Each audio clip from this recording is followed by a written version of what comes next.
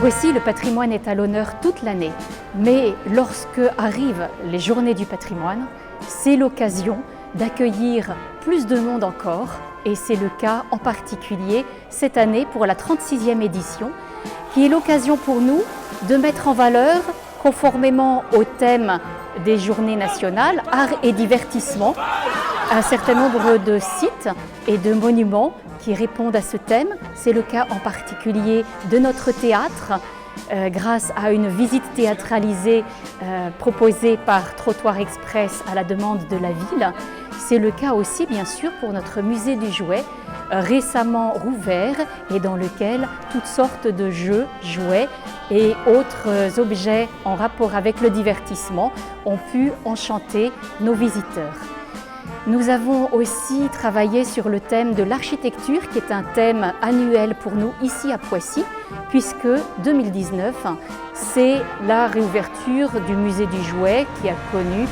d'importants travaux de restauration. C'est aussi la reconstruction de la maison de fer au sein du parc Meissonnier, et nous avons organisé une visite spécifique du chantier qui était une occasion exceptionnelle. C'est l'occasion aussi de mettre en valeur, bien sûr, la Villa Savoie, emblématique du patrimoine du XXe siècle, et bien d'autres sites remarquables de Poissy. Et puis, bien sûr,